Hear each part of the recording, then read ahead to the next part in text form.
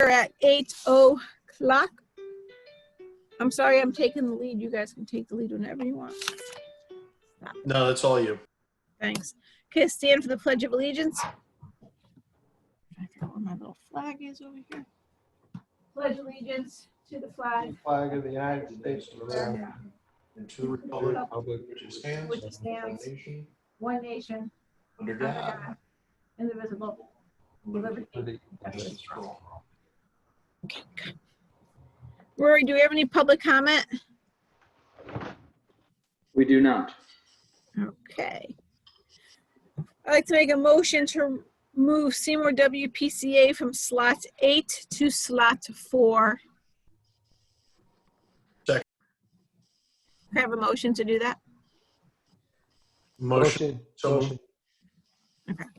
Motion by Bob, second by Rob. Okay. Okay, Mr. Bertula.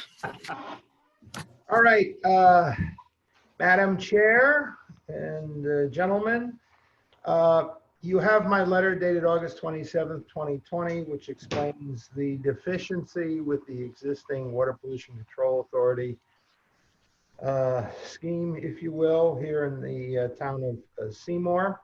As you know, section 7-246A of the Connecticut General Statute states that the WPCA shall be formed by ordinance. The Seymour WPCA was not in fact formed by ordinance, was in fact formed by the charter, but even more significantly, state law requires that no more than half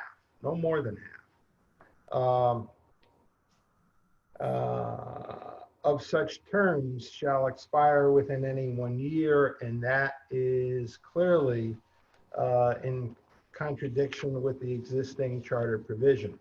So to correct that, I did a draft ordinance that was distributed for everyone to take a look at.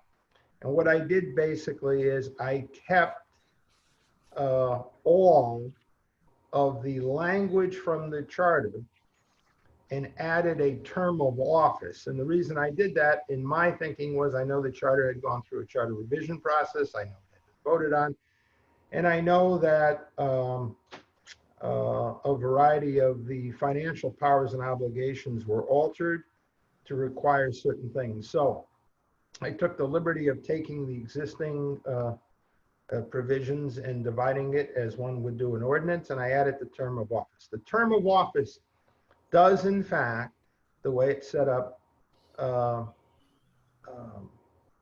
it is sufficient under the ordinance, and it is the way a number of other communities have set forth a provision for a term of office that pertains to a five-member WPCA. I don't know if that's what you had in mind, but I did that. I thought so, Anne Marie. I wasn't sure, but I thought that's where we were going. So I set it up like this, and this does comply with the ordinance, with the statutory requirement. So if you were to move, if this is sufficient for everyone, you could move and send it back to the Board of Selectmen with a favorable recommendation to move it forward towards passage. When did you send that ordinance to us, Rich? Well, I sent it to Rory and Kurt. It was in the package that Malia sent over today. It was? Okay, that was in there? Yes. So Rich, can you just that document, okay. Yep. Can you just read that for us where it says the town of Seymour did not create the WPCA by a ordinance? Yes.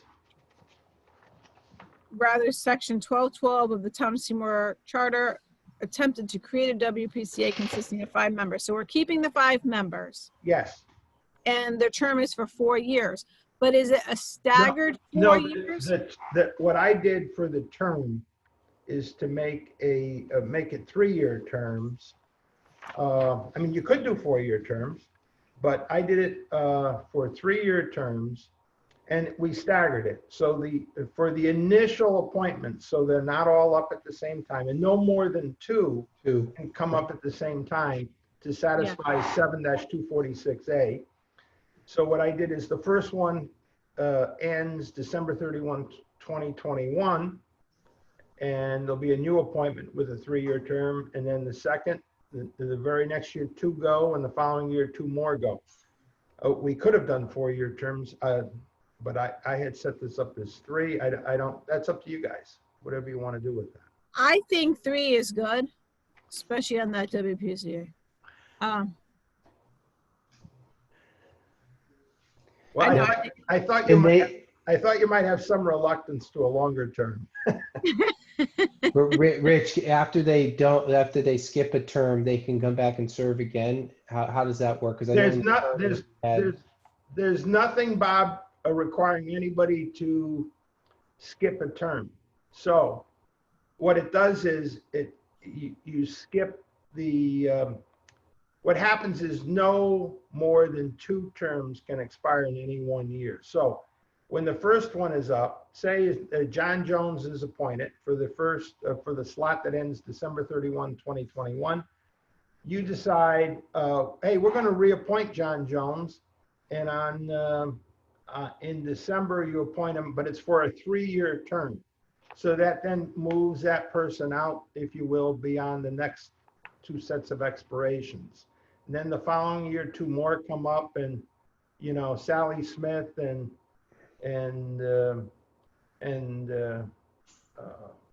Kurt Miller. Okay. And away you go. So that works, and Okay. which is also how I came up with the 3-year period, because you need 3 sets, 3 boom, boom, boom. So I think that works. This way you have people who have been on the board and they can continue to further the goal and the mission of the board instead of people all leaving at the same time exactly. and starting from scratch. Yep. And this Isn't that what we do on the police commissioners board? Yes, Yes. my recollection is they're not all up at the same time. No, they're not. Okay. I think that's a great idea. Bob and Rob, what do you think? I concur. Go ahead, Rob. Sorry. So I would think if you're good with everything, then I think a motion to refer it to the Board of Aldermen with a positive recommendation for action would be all that would be necessary. Rich, I'm trying to remember some of the other term stuff we had in the charter. I'm assuming it flows because it was written part of the charter. It flows with the same. Bob, everything that's in here is in the charter. Right. I didn't alter it one bit in terms of the substantive powers, but Okay. I broke it up, so it reads like an ordinance, a little easier than one big charter provision. And the other thing I did is, like I say, we added the term of office. Everything else is the same. identical. Okay. Yep. Yeah, I was just silent because I was trying to read through it fast. Make sure there was nothing that was missing.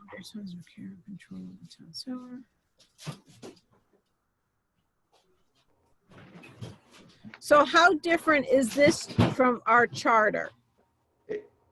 It's identical. Identical. It's identical with the exception of the term of office language. I just want to make sure we didn't have and I was trying to read through it real quick and I was trying to pick out the word. Remember in the WPCA, we had it wasn't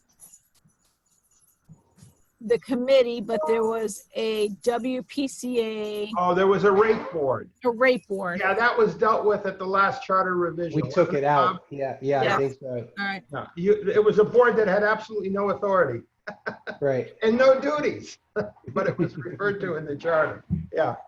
Yeah, Rich, my question is kind of ties to the other, how we have the other boards set up in the charter. Does it flow in the same way? And I believe it does by what you just said. I'm just trying to remember. It actually does, because in the charter provision, it called for it being an administrative appointment of the first selectman. And you recall the provision in the charter that deals with administrative appointments of the first selectman. Right. So we left it the same. And then I put, the only addition there is I put in comma pursuant to the Seymour Town Charter. Okay. I made a reference to it. Got it. And then it says, this last sentence, the existing WPCA can continue to hold office until new members are appointed in accordance with the ordinance. That's That's in statement. my letter? Yeah. Yeah. That's a different provision in the charter where basically any office holder continues until his or her replacement is appointed or elected. Okay. So that's in there now. Yep. So the folks that are on will continue until this is adopted, and then you'll put the appointments on the agenda, and then you'll be able to make the various appointments. And when do we do that? After the ordinance is effective. So you'll refer it back to the Board of Board of Selectmen Selectmen. for and- tomorrow's meeting. Yes, you could refer it back. You could act on it. You could set it up. It's going to be set up for a public hearing. You're going to need to have a public hearing on it. And it's going to need to be published in accordance with the charter provisions. And then voted on. And then it becomes effective so many days after the vote. And then you'll put the appointments on your agenda. Now, in the public hearing, Rich, are we going to have to we'll have to identify this as a mistake or an oversight? How would you frame it? Well, I think you could frame it as it's one or the other. I mean, I think it's an unintentional oversight in that Just correcting something that was not properly done to statute. yeah. And how did that happen? I mean, if I was a town resident, I'm saying, well, how the hell did that happen? When did Or it originally remember. happen? Well, things like that can happen all the time. You know, you had a charter revision commission that created the original provision. And then you had a charter revision commission after that tinker with the financial provisions, but not touch that portion of it. And in the meantime, you have 72460A out there. So, I mean, it's not an unusual situation to see something like that. And frankly, it is a fertile ground for town council to have to interpret state law versus local charter provisions. I mean, there's frequently some conflict between. When did that come into play? 72460A has been around for a long time. Yeah. Okay. But I did not go back to see how long your charter provision was set up like that. That's one thing I didn't do. Okay. But the bottom line is it's an oversight of sorts and you're fixing it. Okay. Yeah. I'm just thinking about how to frame it. That's all. Yeah. At the time, we knew we needed it. We created it. Nobody looked at how to do it properly, so they just thought do it via charter.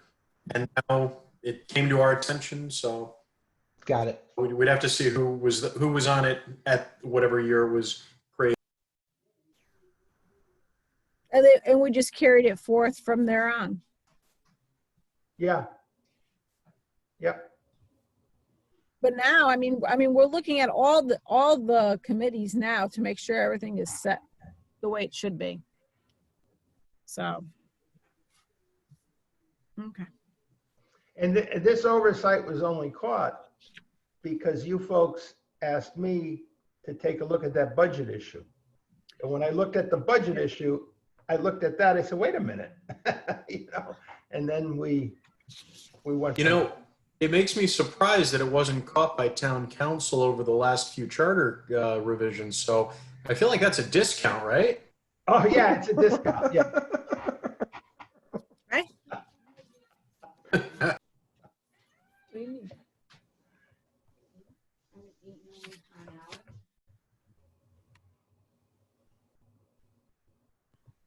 Okay, so are we all set with, or do we agree with the WPCA ordinance? Should we move that forward? I'm okay with it. So All in favor on moving it forward?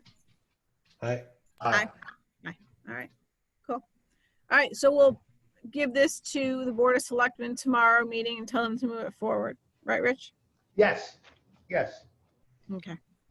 Quick question, policy-wise, Rich, you can answer this one. Do members of the ordinance committee have to abstain if they happen to be selectmen? Or is it just totally? Did you ask, I'm sorry, you cut out a little, Rob, did you ask if you abstain? Yeah, at the next Board of Selectmen meeting? No, you don't. No, it's not a conflict. That's your function. It's the function of the committee. You don't lose your vote. Okay. WPCA one was easier than I thought it would be. Well, you've done a lot of work on it, all of you. Okay. So let's go to Rob's favorite one,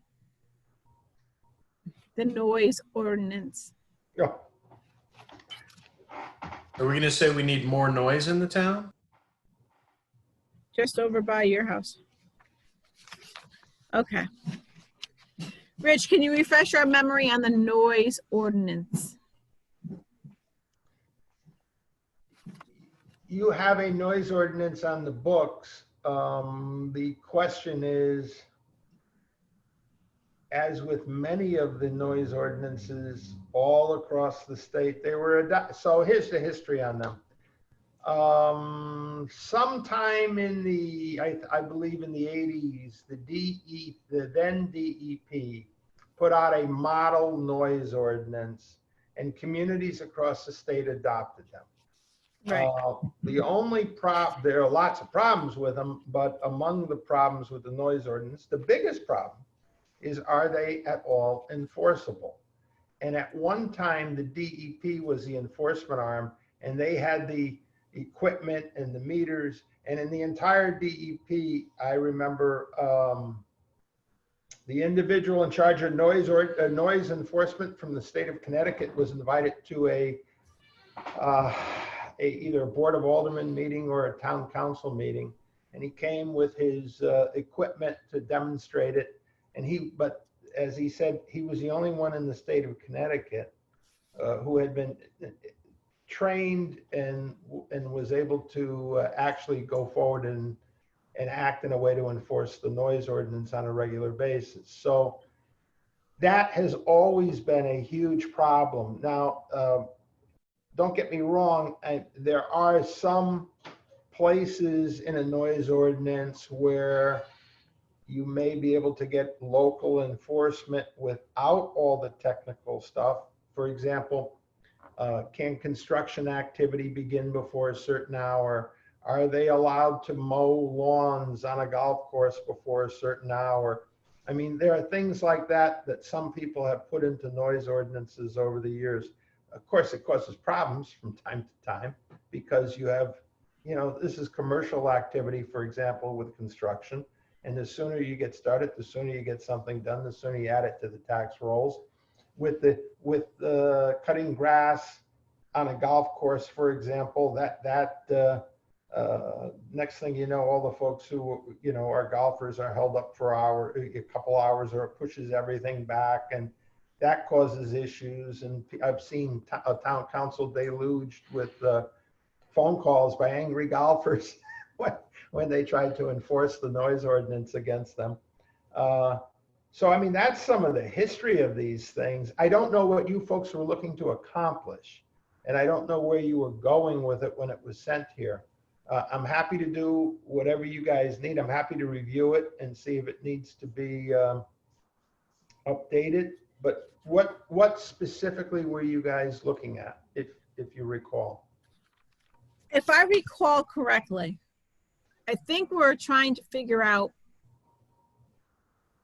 what constitutes a noise being over a decibel. I know, Rob knows, Bob knows, we know from work what is an acceptable limit, what is not an acceptable limit. Right. But for instance, in our public works meeting just a little while ago, we were speaking with Oak Ridge about picking up trash at 3 o'clock in the morning. That's not acceptable. Yeah. Right. So we say you have to pick up trash from 6 o'clock. We know construction work cannot start before 6 o'clock. We know construction work starts at 7. We know that people on the weekends cannot. Unless it's a state highway going through your neighborhood. And then they can go whenever, right? That's my point. But what do we say? Can we say no loud music past 10 o'clock PM and then define loud music, no bands, you know? I mean, people up the road last night had a 60th birthday party on a Sunday night that went until 10 o'clock, but at 10 o'clock they stopped their music. So I was like, okay, I'm happy. I can't hear it. Not that I wouldn't mind because it was good music, but Good music, yeah. So do you want me to take a look? I'll take a look at it and see what. I'd be careful on the levels as much as, and maybe if you had to do something, it would be more time-based or. yeah, that's what I'm thinking, Yeah. time-based. Well, the levels, I don't know, is anybody even trained? I mean, I don't, or do you even have the equipment? You know, I mean, that work for the town. Oh, yeah. I'm trying to. Everybody has an app on their phone now. Yeah, Is that- yeah, That's so, Yeah. Rob? You Yeah, can have decibels. an app on your phone, yeah. Part yeah. of the problem, however, is the difference between a decibel level with duration, and honestly, I think what's a nuisance, like you said, talking about the trash. I'm sure they're not exceeding getting to 120 decibels for a 4-hour period. You know, they're not exceeding, but it's enough to wake you up at 3 o'clock in the morning, and I think that's what we want to avoid. So the difference between what's dangerous and what's a nuisance, that's where it gets really, really. Well, the other thing from what I recall from looking at these over the years, there were also, I mean, there's a number of exempt activities in most of these noise ordinances. And one area of exemption dealt with motor vehicles and whether you could even regulate motor vehicle activity through a noise ordinance, believe it or not. Well, and we also got to consider, we have a group in our town that blasts. I get a lot of calls about the blasting and whether they exceed a decibel Oh, level. yeah. So I think we do have to be careful with the ordinance because I wouldn't, you know, there are things that we have to consider. Yeah, you can't hold them to staying under 80 decibels. It's not. Right. No, and that's what I meant by the exempt activities list within the noise ordinance. And blasting is regulated, you know, by the fire marshal. And, So that's regulated by the fire marshal, the blast. I get a lot of calls on that though, you know, and I'm saying, well, geez, you know, we have people there and it's you know, it's underneath the levels because or we would hear about it. So. Right. So maybe let's look into a nuisance noise, you know, a nuisance. in the time. You know, what is a reasonable time? Is 10 o'clock on a week at night a reasonable time to say, you know, no outside bands? On a week, well, On a Monday weekend, well, yeah. like a Friday night, Saturday night. I'd be interested to see what some other towns that have Yeah, reasonable, you know, proximity, because we have a couple of restaurants that are near residential areas that do live music. Mhm. And I think we've all partaken in some of the festivities there before. sometimes. Yeah, but it also, yeah, there's a certain time, even a ratcheting down of the noise, which again, maybe being able to have a decibel level so we could say, you know, if we are, you know, 300 yards away, it should not exceed X amount of decibels after, you know, 11 o'clock. But that was we talked. So I remember sitting on the Board of Selectmen and we had a resident that lived on Robert Street behind Hot Tamales. It was a Cinco de Mayo, and I believe it was on a weekend, and they had a band playing outside, and the resident came to our town meeting and was yelling at us because they were playing music. They weren't past a time, you know, it was like 8 o'clock at night on a weekend. Yeah, that's why I don't think that's why I'm more on the time based than the level based because Yeah, it's so me too. hard to enforce. It is hard to enforce. And the other, well, I mean, there's some funny stories of communities. You have one town on one side of the river and one town on the other side of the river. The bar and restaurant goes in on one side of the river with that town, puts their band out on their deck, and it keeps all the residents awake on the other side of the river. And there's nothing they can do about it because the Yeah. other side of the river doesn't have a noise ordinance, and they Right. don't care. I mean, so it's, Yeah.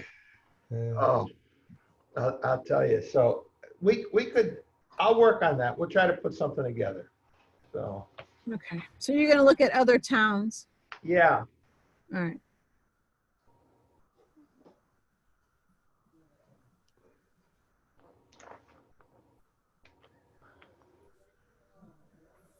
Okay. So that was noise.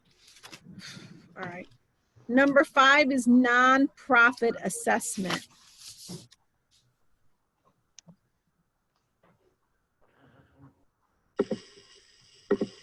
I can provide a little background if that's useful. Yes, it is. Okay, yeah, because there is some text included, but without some context, it's a little confusing. Okay. Essentially, we have had, I'm sure everybody knows the assessor, and he is a bulldog for revenue. You know, he takes it wherever he sees it, and that's great. Some have said that he's a little overzealous, and we've had a few nonprofits come to us. These nonprofits do not operate out of their own facilities. They operate out of leased spaces. Okay.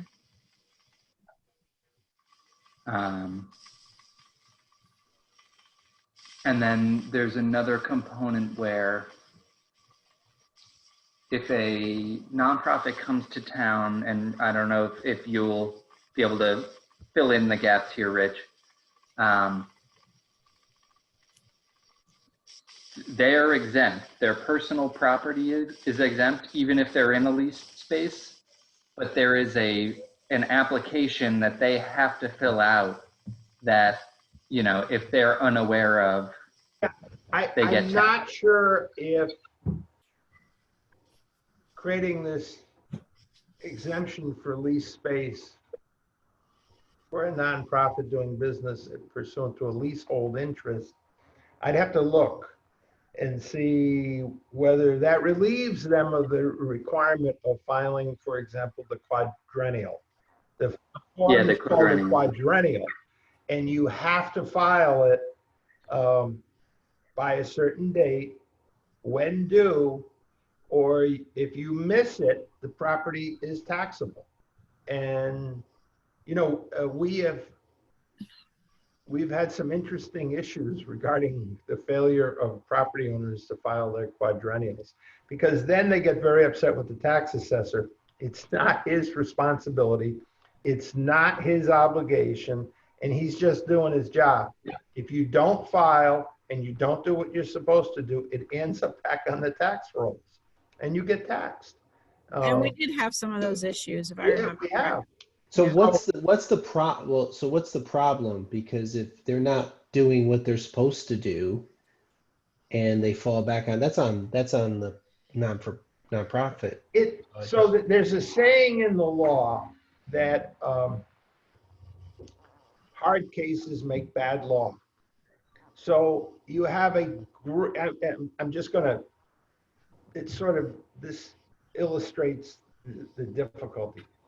You're talking about a nonprofit, and by their nature, most nonprofits are doing something good or something that's benefiting your community overall. For example, you could have,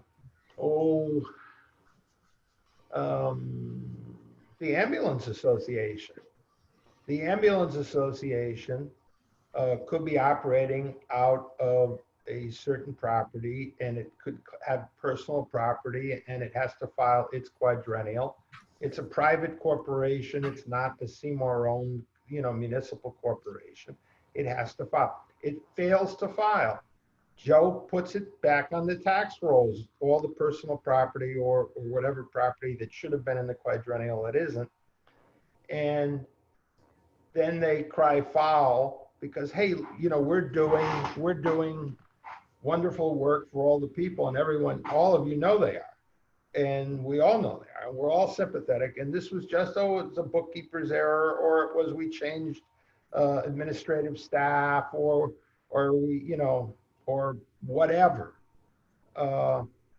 Then there's a race to try to figure out how to fix it in a way that complies with the law because they're doing such good work. Well, sometimes you can't fix it. And when you can't fix it, and Rory will tell you, it gets to be pretty dicey sometimes because you're now taxing, you know. On the other part is everybody in Connecticut, for the most part, operates under the assumption that if you're a 501c3 nonprofit, you cannot be taxed. That is not true in Connecticut, because in Connecticut, the controlling case, there's a case called St. Joseph's, and it has a batch of factors. And 501c3 status does not make it exempt for personal property taxes or real property taxes. You have to apply the St. Joseph's factors. So not just our assessor, but a bunch of assessors all across the state in the last 5 years have been looking at nonprofit status and nonprofit property and applying the St. Joseph's factors and determining whether or not property should be taxed at a local level for personal property or real property. I know of one town where the Visiting Nurse Association, there's an ongoing battle between the assessor and the VNA. So those are some of the problems that come up or issues. And I think, Rory, if I'm not mistaken, this was just an attempt maybe to try to lessen some of those issues. Yeah, you know, we had a nonprofit came to the First Selectman's office, you know, looking for some kind of relief, and we were unable to provide anything. So I think the idea was to bring it to the Ordinance Committee just to see if there was any kind of anything that could be put in place to avoid a similar situation going forward. So, but there's, if they register as a nonprofit in your town, non-for-profit in your town, we should get an indication right up front, right? So they have some type of indication that they're a non-for-profit. I'm kind of just losing it's just the fact that they don't fill out this quadrennial form that they'll get put back on the tax rolls. Is it just that issue?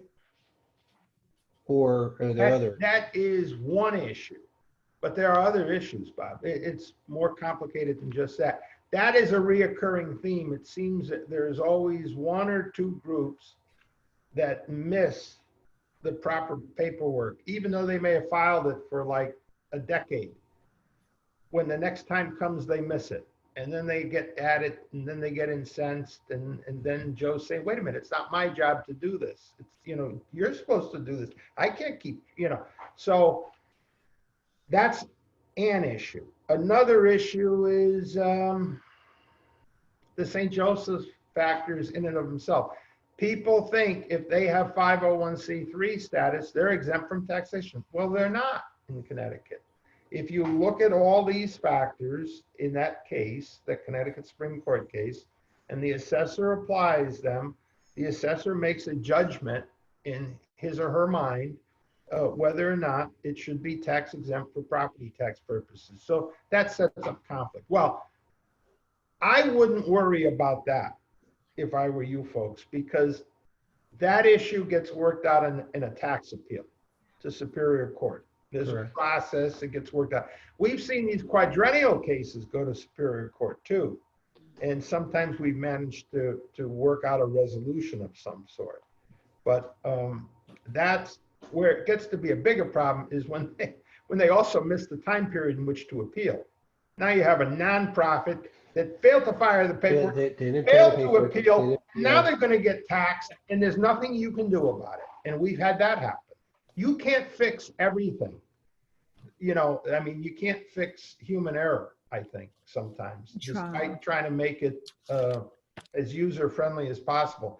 This issue that Rory sent out here, the noise under 12-1858 provides for a local exemption for real or personal property that is leased to a charitable, religious or nonprofit, and that is not exempt under any other subdivision of 12-81. So I'd like to go back and take a good look at this and try to understand. I have a feeling this is a very, very narrow exemption.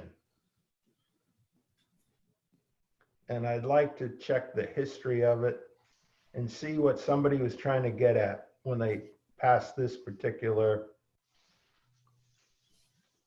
section. I sort of, 1281 is the main statute dealing with exemptions and tax policy for the state.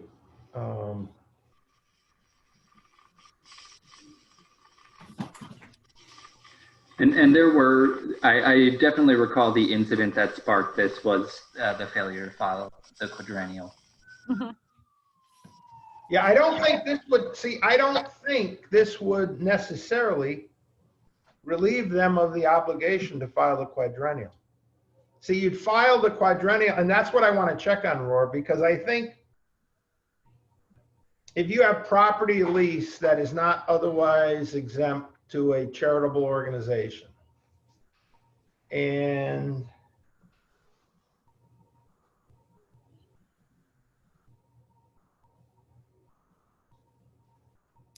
you adopt this ordinance, do you still have to file the quadrennial? I'd like to go back and take a look at that and talk to our assessor and get his opinion. Could we put something in there that states that if they're a nonprofit and they're looking, not to pay the tax, that they must have their quadrennial filed, and if they don't, then that's on you? Meaning them. Can you do that or no? Well, that's sort of the law. I know it's the law, but can we put it in our ordinance to say, so that if this person does come back again and say it and says, hey, listen, oops, I forgot. Well, it's right there. It says we're not going to go back on our word. Does it make sense? Yeah. I would like to think about that a little bit,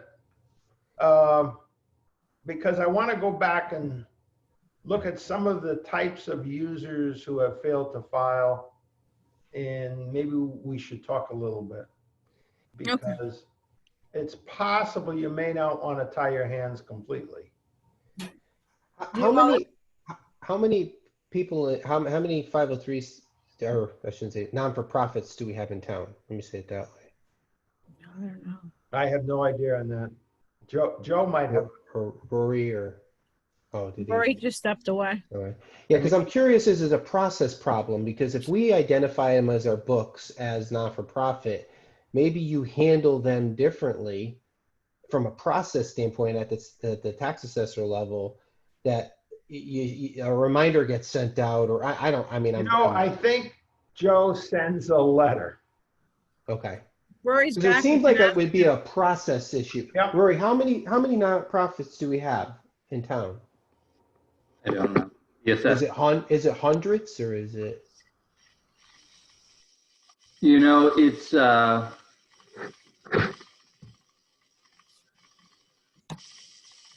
again 501 C3s, because I don't know. Because I'm looking at it, is there's a process, something we can do in process that we would send out a note indication to the assessor, maybe from the assessor. Rich said he may even send out something that. I have a recollection, Bob, that we talked about this, and I recall, I'm almost certain, I recall Joe showing me the letter he sends out, reminding folks that they've got to file their quadrennial. Okay. And, it was sort of like, what else am I supposed to do? I have, Okay. No, I have one of those. Yeah, that's yeah. And maybe if it might make sense, let me look at what this, I think this is very narrow, this particular authorization to create another exemption. I think it's very narrow. I'll look at it and see what we think they're trying to get at. And maybe carry it over to another meeting. And perhaps we can get the assessor to join us and give us some other thoughts on this. That might be interesting. Yeah. I mean, some of your better known nonprofits are, you have daycares, you have Seymour Ambulance, you have VEMS, Right. which is a quasi-municipal. I mean, your board is made up of quasi-governmental. Your board is made up of all the mayors and selectmen and or their designees, you know. So you have organizations such as that, and then you have entities you probably have never heard of, or I've never heard of, that have the 501c3 designation. And I thought we had an issue with one of the daycares in town. You did. Okay. You did, and there was a tax appeal taken. It was resolved. It was worked out. Okay. And yeah, it was worked out. And there was a quadrennial issue there. All right. Yeah, because I just don't want to put together an ordinance that's, I mean, it's got to, I want to understand the problem statement, so we're not just putting one just to put out there. I mean, if it's going to solve a big problem, right? Or if this is a big problem, are we running into this every year? Is it a big number? Is it a big issue? You know, you run into it.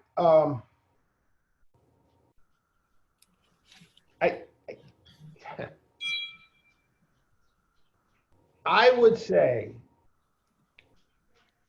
in the last 10 years that you have had probably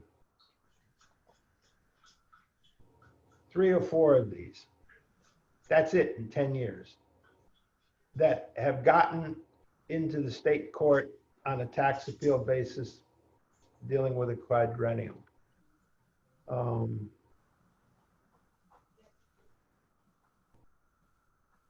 I don't think it's more than that.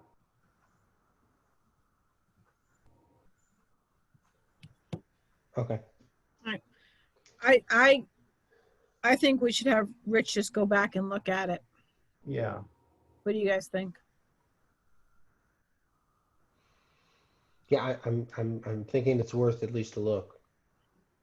All right. Really quick, Rory, what happens in practice when when somebody doesn't fill out the quadrennial and then they say, oops? I mean, is it for the most part, can that go to the appeals, or what's been happening?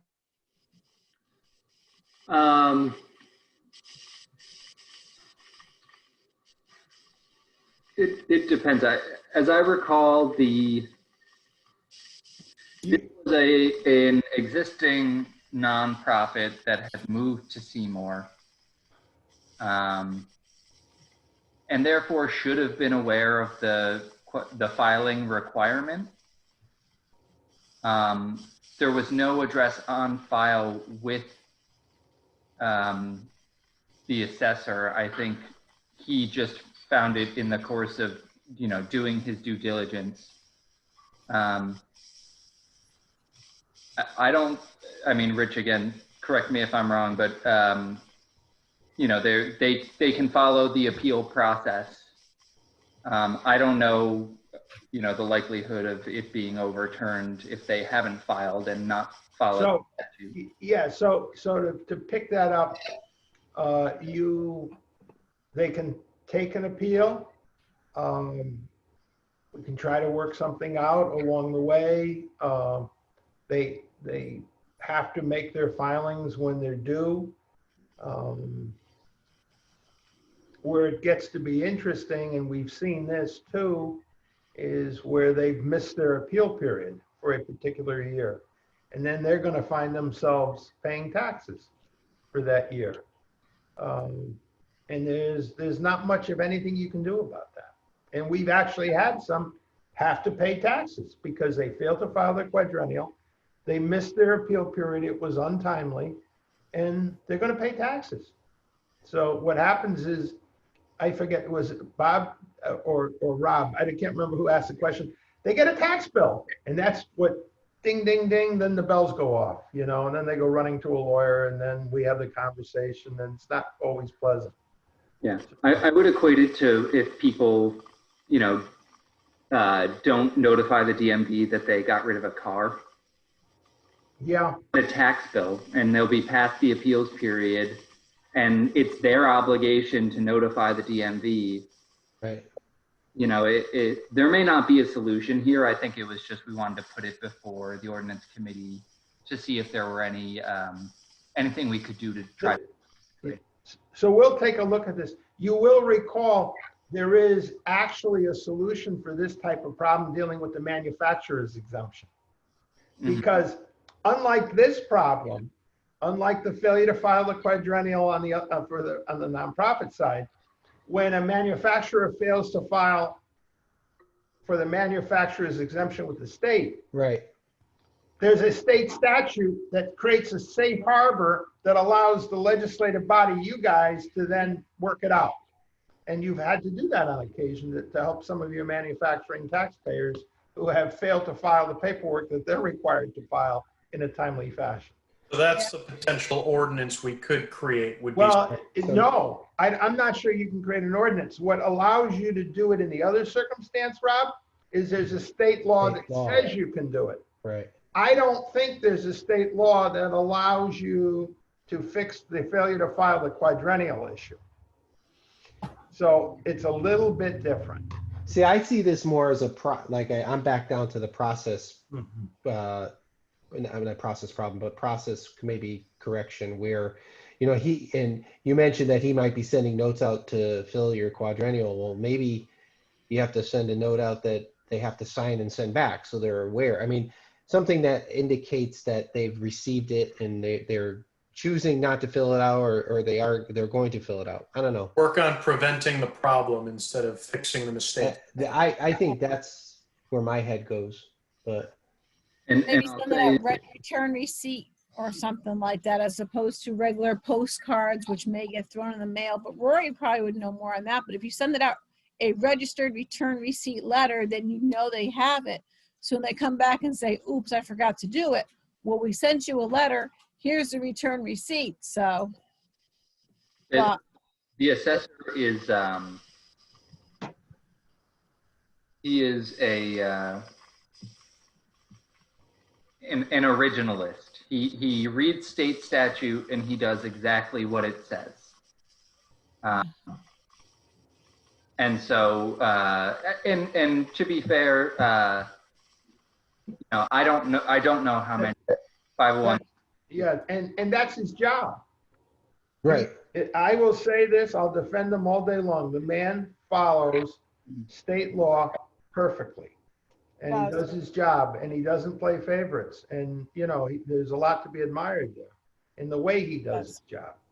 So I don't want to make this about the assessor. You have a good assessor. No, we do. Oh, I'm not trying to. I know you're not, Bob, but I didn't want anybody who might be. Might be listening. We want to take the pressure off of him. Exactly. We want to help him. So if there's a process step that we can take to improve it and it makes it better for him, that's what we should be trying to achieve. Yes. There might not be one, but I'm just thinking out loud. There may be a process step we can take here that, and depending on the number that he's running into and how many we have in town, and there might be a way to do this that maybe we can eliminate this problem so we don't have to deal with it as an ordinance. But I don't know. So I'll take a look at it and I'll confer with the assessor, and maybe for the next meeting we could have Joe here, and we'll see what, if anything, we can do beyond where we are now. That's a good idea. Next meeting to have Joe there.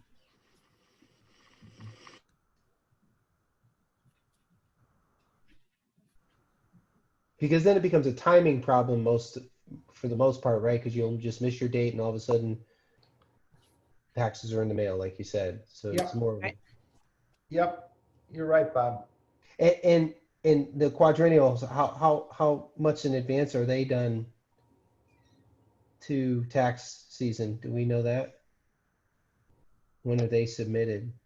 I don't have that schedule. I would rely on Joe to give me the schedule, but it doesn't match up with the normal year, if you know what I'm saying. Right. Yeah, that's what I Yeah. figured. Yep. Maybe we Okay. could prepare questions for him too, so we can give to Rory to give to Joe for the next meeting, so he can have to us. You know, I mean, if we say this is September 14th, say we want a meeting October 2nd, I'm just throwing a date out there, right? We get our letters together, you know, within a week, and before Rory has to give it to him, gives him plenty of time to answer him, get him plenty of time to give him the data so he can get us the answers. Is that a good idea? Yeah, I think so. And Rory, this is really, I want him to know it's just to help him, right? We're trying to think of ways to, benefit him or help him in his role. So, Yeah, as the assessor, yeah. All right. So those were those. What was the next one? All right, that's a nonprofit. So we didn't table noise. We have Rich looking for more noise. Nonprofit, we'll have Joe at. The next one is the fire commissioner's request to review terms of fire chiefs.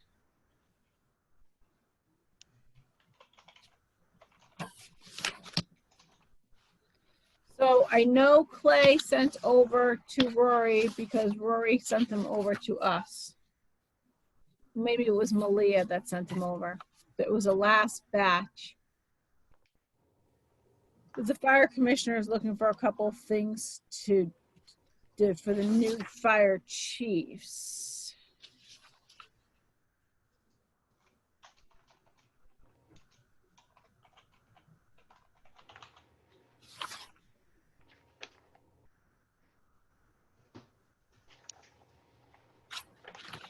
So this is what I have in front of me, is a board from Clay Jurgens dated August 12th, 2019.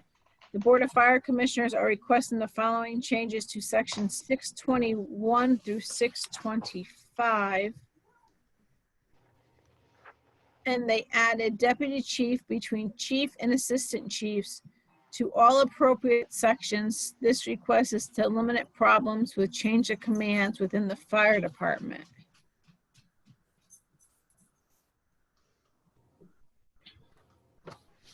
Do you guys have that in front of you or no?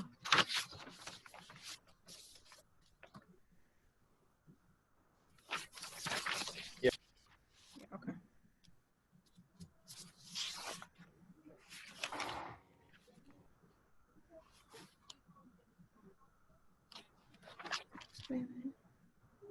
Basically saying that the chief will have oversight, and then he'll give it to the deputy chief, and when the deputy chief's not around, the assistant chief has it. But I could have sworn there was something.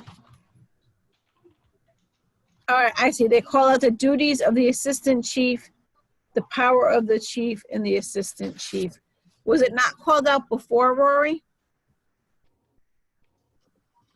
My understanding is it's kind of just a name change they had previously, and you may know more about this, Henry, but they had the chief and then the 1, 2, 3 assistant chiefs.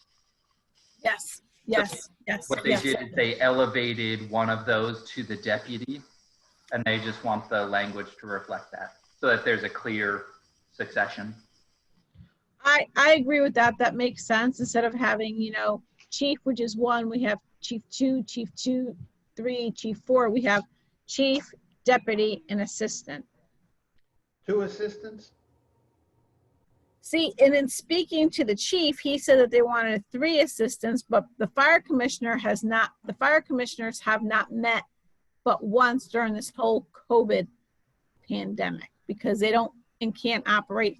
They're having issues with the Zoom meetings. What does Clay say? Hold on. That's for the abatement. I struggle with that a little bit. What's the Zoom meetings? Yeah, I mean,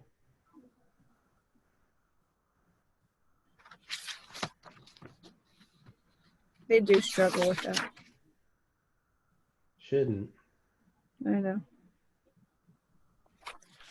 All right. So if they're just asking for sections 621 through 625, which they went in and changed, and they added deputy chief, which is between the chief and the assistant chief, meaning the assistant chief can't override a deputy chief. I don't have an issue with that.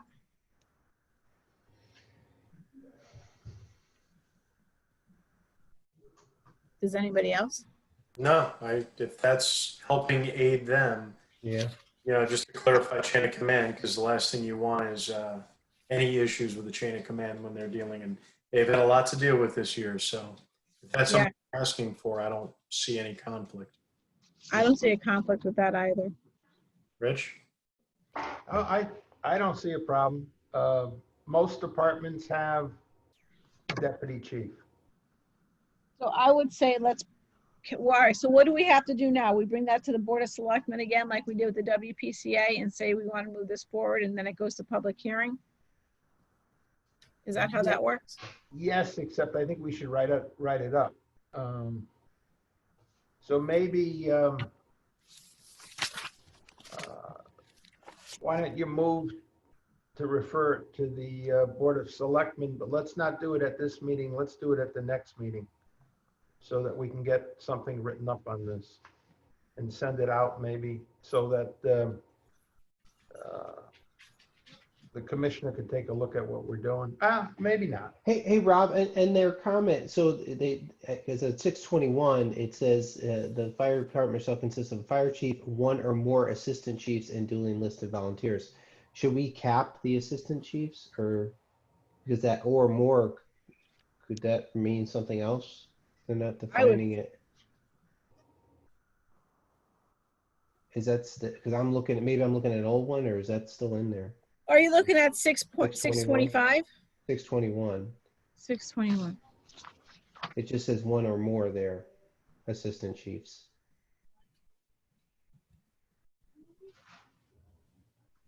Maybe it's really, okay. Oh, that was the other thing Tommy said that and I don't have it in writing, and maybe Rory would know about this. Rereading 621. Thank you, Bob. They wanted to make it 4, 4, and 4. Rory, do you know anything about that? The terms, the chief is 4 years, the deputy is 4 years, and then the assistant. This way it gives them 4 years to learn their role so that by the time they become chief, they have a well understanding. Or is that something we have to get from the fire commissioners? I believe it has to come from the commissioners. Okay. We only have 3 requests from them dating back to August of 2019. I don't think I've seen anything come in since then. Right. And that was the chief and the assistant chief, tax abatement committee.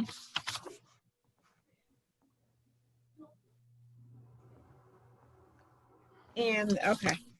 All right. So just so I know what we're talking about, are we talking about just adding a deputy chief for tomorrow? Adding the word deputy chief. Yep, that's all they're asking for.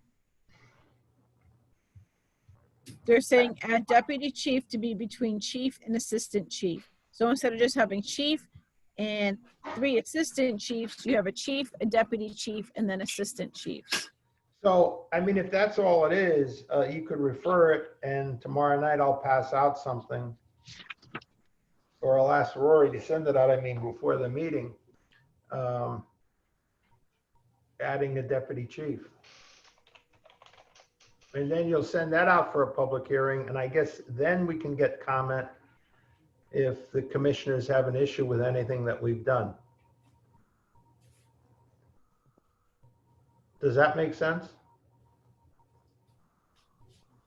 Yeah. I think so. Is that good? Does everybody agree with that?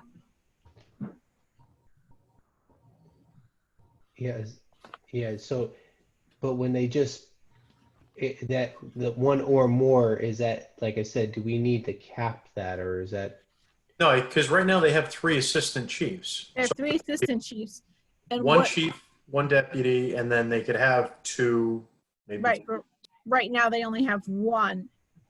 And that's up to commissioners to see if they want to drop it back down to 1 or add another one. Assistant? Yeah, another assistant. Right now they operate as a chief, a deputy, and then there was 2 assistants. Now it's just a chief, a deputy, and 1 assistant because 1 fire chief stepped down for a health reason, I believe. If the only thing they're looking to do is add the deputy, I wouldn't eliminate anything that says 1 or more assistant chiefs, because then you're just locking them for. Because then you're blocking them. What if the department gets bigger and they need more? Okay.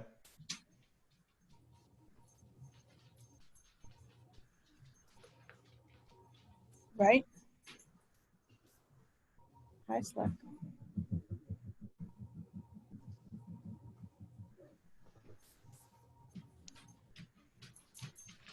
Okay. All right. So that's good then. Will Rory or Rich will write up the Board of Fire Chiefs. We're taking their request to add deputy chief in between the assistant chiefs. Right? Rory, I know you're shaking your head. You know what I'm saying, right? Okay. Okay.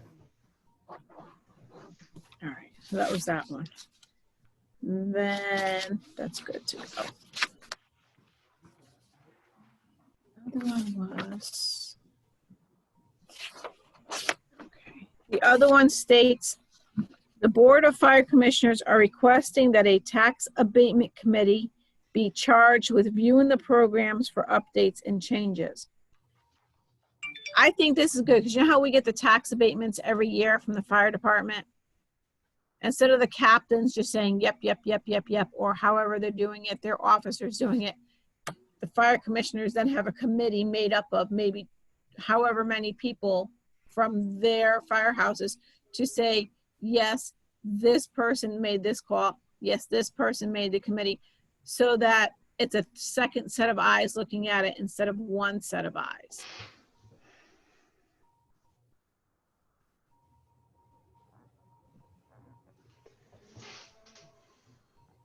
So it's being used like a governance board?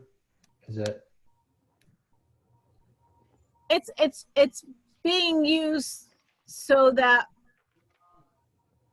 it's more of a check and balance to make sure that so-and-so made the 30 calls or however many calls they're supposed to make, made the 30 calls, and they just weren't put down that they made 30 calls to get the abatement.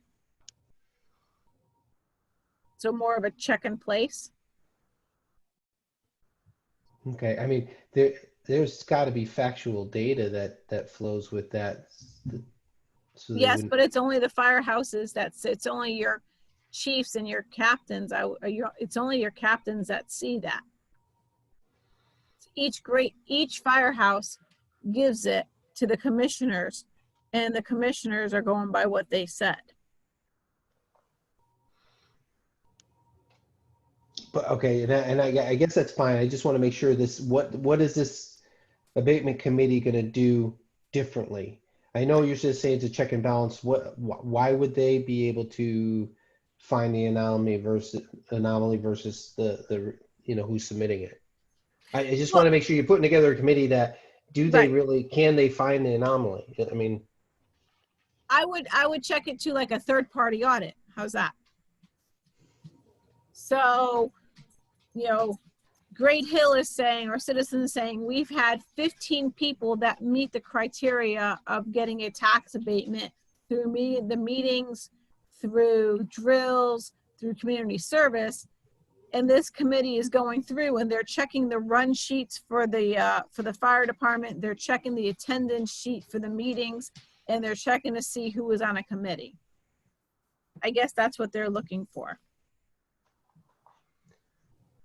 Okay, that, it just seems that's more clerical than it is a committee, but could be wrong there.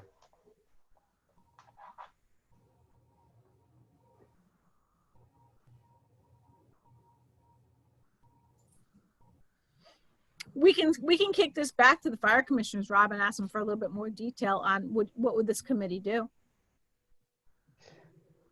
Give it some sort of a definition as to what their charge is, what their duties are. I think I'd want to understand a little more because it just seems like the facts are going to be there already. What is is something suspect, or are they trying to catch something? I mean, that's what I don't, maybe Yeah. I understand, you know? Okay. So I Am say I- guys, I mean, Rob, am I saying something wrong? What do you think? I'm just kind of, No, I agree with you in that, like you said, it's a clerical thing.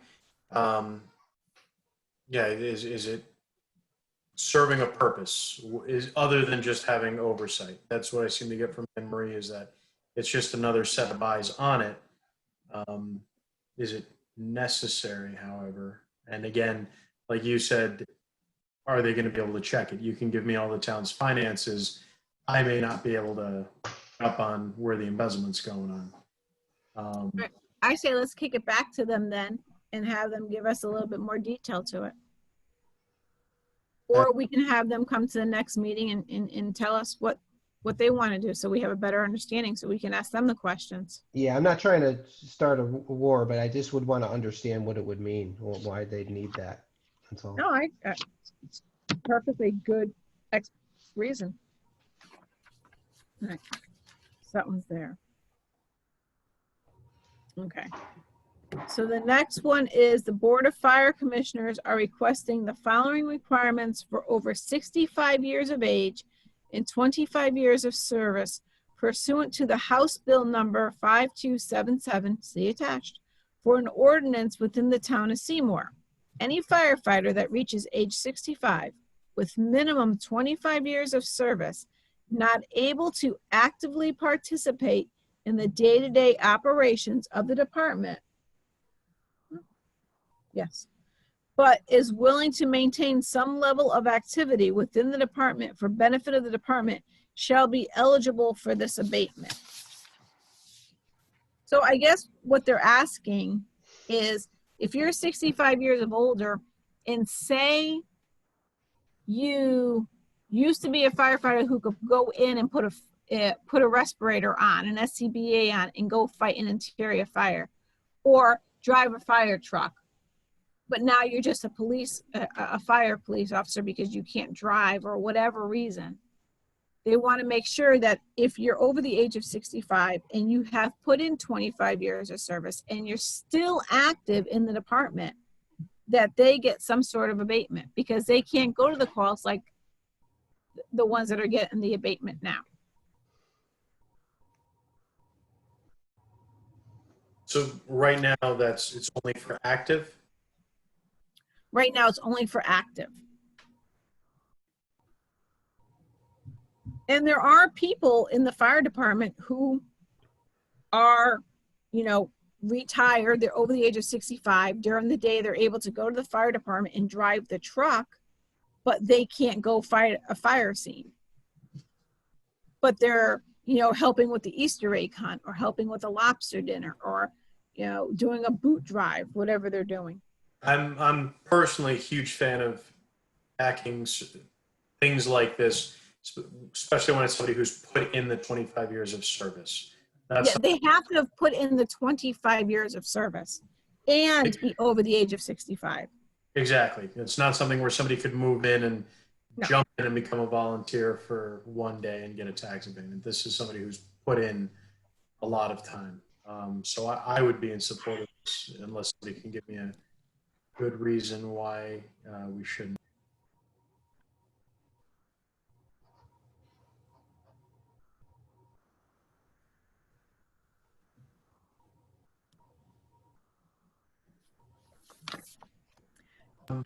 Do we have a number of, right now, approximately how many people this would affect?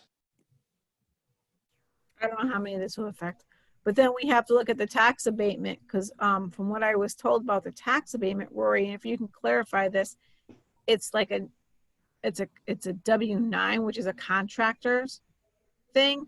It's really not a tax abatement because they're having to pay taxes on it. Yeah, the auditors took issue with the way that we had done things forever, so we had to change the process. But then it's really not a tax abatement because they're paying taxes on it. It was supposed to, it was my understanding that the tax abatement was that if they met the required amount, whatever it was, then the $1,000 or $500, whatever their goal was, whatever they met, was automatically coming off, if they owned a house, was automatically coming off their property tax. And if it was a car, it was coming off their car tax. And now we're giving them a W-9 form and they're having to pay taxes on this. Correct? My recollection of hearing about this is that the IRS issued a ruling and the auditors passed that on to the town, and It's really not an abatement if they're paying taxes on it. They're not getting that $1,000 and doing it as they please with it. yeah, I'm not a tax guy in terms of federal income taxes, but I do know this issue from another town. I know, maybe And- there's just something else we can look at on how to do it than this, because they're actually they have to claim that as income. Correct? I think that's the import of the W-9 that the IRS says that a town must give them. Yes. Not really an abatement then. Can we get a tax Because in on this? now, Rich, correct me if I'm wrong. Oh, no, they wouldn't. They wouldn't have to get insurance because when they wouldn't be considered a town employee because it's a contractor. No, and they're already eligible for workers' compensation if they're hurt Yeah. in the line of, under the volunteer firefighter statute state. But this was,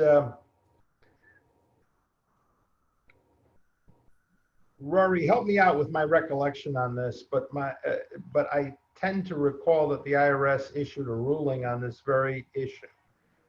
And that's what the auditors passed on to the finance department with the town. Yeah, I don't, because I wasn't involved in administering it, it was finance. I just remember that there were a lot of very upset firefighters. Yeah. Yeah.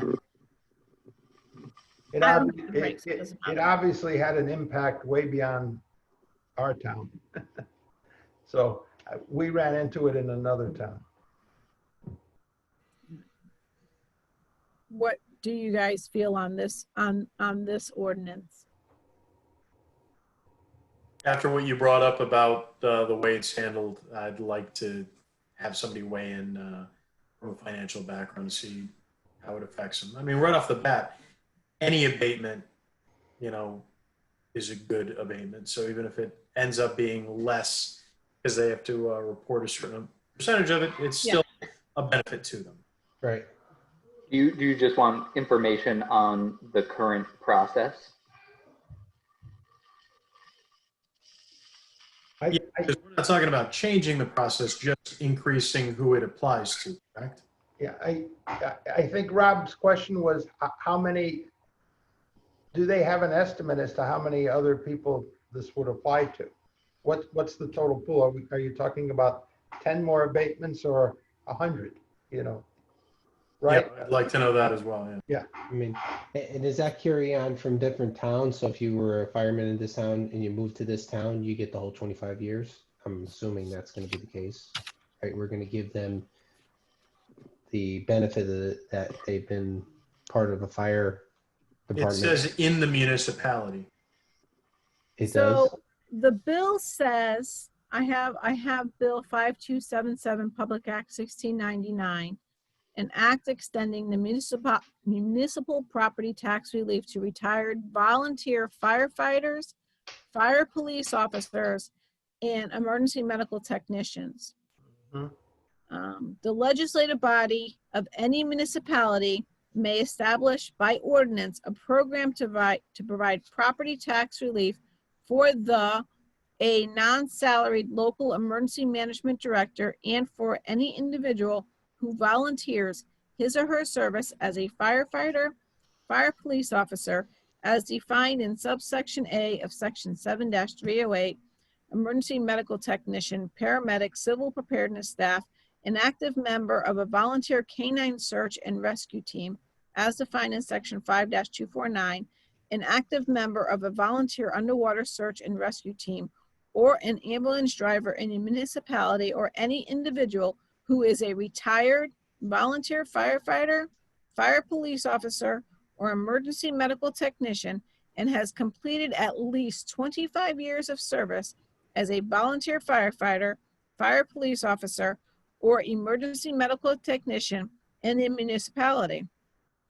Such tax relief may provide either one, an abatement of up to $1,000 in property taxes due for any fiscal year, or two, an exemption applicable to the assessed value or real or personal properties up to an amount equal to the quotient of $1 million divided by the mill rate in effect at the time of assessment, expressed as a whole number of dollars per $1,000 of assessed value. Any ordinance may authorize interlocal agreements for the purpose of providing property tax relief to such volunteers who live in one municipality but volunteer or volunteered their services in another municipality. I felt like I just read an environmental regulation.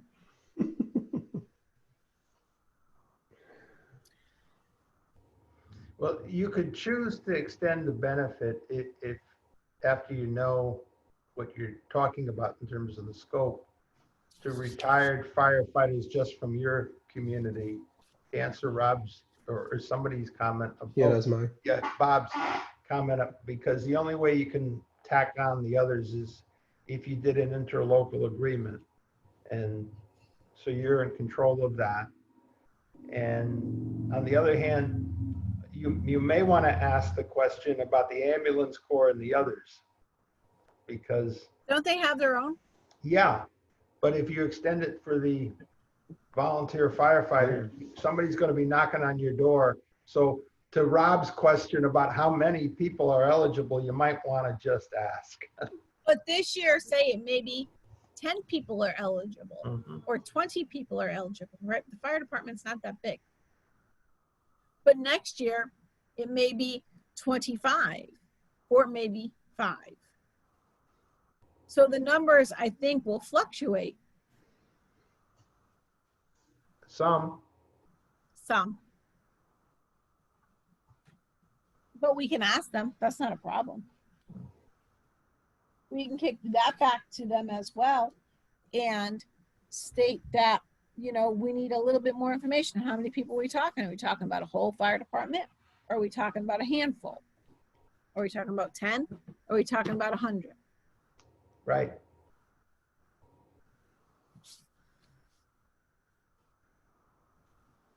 So maybe we have the commissioners come to the next meeting as well. Oh, that's going to be a long meeting. All right, let's make sure it's not a meeting I have other meetings on. What do you guys think? Yeah, I think we need a little more information. I hate to say we need more information because we want to do the right thing, but I think we need more information because it's not $50, it's $1,000. It's an abatement, and we want to need to know how much the town could possibly be giving away.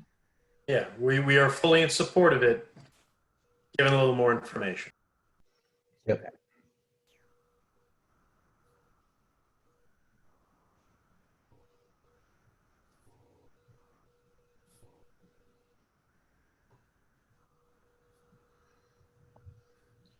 All right, what's the next thing on the agenda? Okay, so we did that. So we did 6, we did 7, we already talked about 8. Discussion and take possible action on other ordinance forwarded by the Board of Selectmen. Rory. We just put that in case we forget one. That's my boy. You're the best. You are the best. Okay. Recap. Rich, you're looking at more information for noise ordinance, correct? Oh, yeah, that's gonna, yes, yeah. And the nonprofit. And the nonprofit, we'll probably have Joe back for that one. Okay, we're gonna have Joe, the assessor, into the next meeting. The fire commissioners request to review the terms for the, oh, it's right here. Fire commissioners request to review terms of fire chiefs. Number 6. Terms, does that mean definition or their term? Was Term. having them turn over every year. But yeah, they wanted to, I don't have anything in writing, but Tom Amy said they were wanting to look to do 4. 4 for the chief, 4 for the deputy, 4 for the assistant. But I don't have, we didn't receive any of that in writing. Yeah, I would think just to make sure that we had the numbers correct. Yeah, I would like something like that in writing. The firefighters abatement, we're not saying no to it. We just need more data. The Seymour WPCA, Rich is going to type something up and we'll have it to put forward to our Board of Select meeting. You Tomorrow. have that. That one you have. We have that. Yeah. That's all set. Yep. Okay. Then I think that's it for this ordinance committee. We need to set another meeting. Technically, there's a standing meeting before each Board of Selectmen meeting. Oh, We just did that so the option is there. Okay, so before every Board of Selectmen meeting? I mean, it hasn't happened, right? It's just so that the option exists. All right, well, now that we have pretty much the Board of Ordinance here, the Ordinance Committee here, when do we want to meet next? I think for me, maybe before a Board of Selectmen meeting. I don't know if you guys can do that. Coming into It's the kind of winter. iffy. Coming Is into the late- winter. What?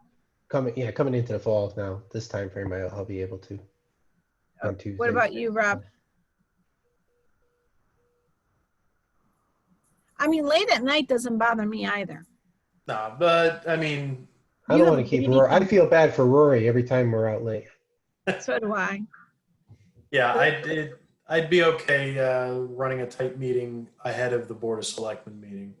I think like we can make that work rather than take up a whole nother night of Rory's night. Okay. But remember, the next meeting, we're going to have the assessor and the fire chiefs. So does that mean that's going to be October 6th? I like to have it before that meeting if that's possible. Because I just feel it's there. That might be a two night meeting. You know, we might have the assessor one night and the fire chiefs on another night. Do you want to try to do these meetings the week before the Board of Selectmen meeting? I think if we do them before the week before the Board of Selectmen meeting, then we have all our data and we're not rushing to get stuff in to report. You know, we have everything and we can clearly and with good conscience have everything in front of us and be able to report on it in full and saying, well, we're waiting for this. Yeah, but that doesn't mean, so I'll say this though, it doesn't mean we have to bring it into that meeting. We can bring it into the following meeting independently of that. We could. I mean,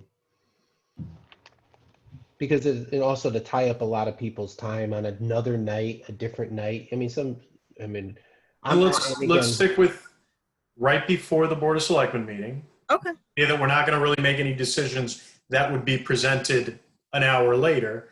It would go for the next, like Bob says, the next meeting after that. And if we find that that's not working, then we can circle back and see if we need to pick a different day. That works. Okay. So our next Board of Selectmen meeting is the 15th, and then we don't have one for 3 weeks. I mean, can we call a special one for like going to say the 29th or something like that, since we have such a long gap, so we can Could do that. fill in lieu of doing the one on the 6th. And then we can have everything pretty much together for the meeting on the 6th. Yeah, if you guys are good with that, I'd go for the 29th. You said the 29th? I'm keeping with the Tuesdays. Yep. I have nothing, surprisingly. Surprisingly. Yeah, I think I'd But be let's not okay. make it 8 o'clock at night because Rory and Rich have lives. Right. I got to go to those bars with the loud bands that are keeping all the neighbors. On the other side of the river. The river. Believe me, water carries sound really well It's Oh, amazing. in my yeah. bedroom. It's And amazing. everybody's holding up their little decibel reader on their phone. I didn't know there was one on the phone. I never knew Oh, that. yeah. Oh no, I got an actual data logger decibel I have reader. one on mine too, yeah. Bring that You sucker do? out every now and then. When I Yep. walk into a company and I hear, oh no, our hearing level is not below. Okay, let's do. There you go. Let's walk away for a while. My phone's fully charged. Bob, how's the 29th looking for you? I'm good. Okay, you guys want to do 7? Fine by Sure. me. Yes. All right, Rory, Rich. We're good. We said the 29th at 7, right? Yeah, I'm clear on that day. Rory, how you looking? The 5th week is usually wide open, so. Okay. Perfect. Let's plan our next meeting on that. At that meeting, can we have, of course, it will be a Zoom meeting, but can we have, can we plan on having the assessor as well as our fire chiefs at that meeting? Yeah, I'll make sure they're available. And we'll get all our questions to you for the assessor and for the fire chiefs, so we can give them ahead of time, so it stops a lot of, it just makes the meeting go a lot smoother. Yep. What do you think? Good by me. I think it makes sense.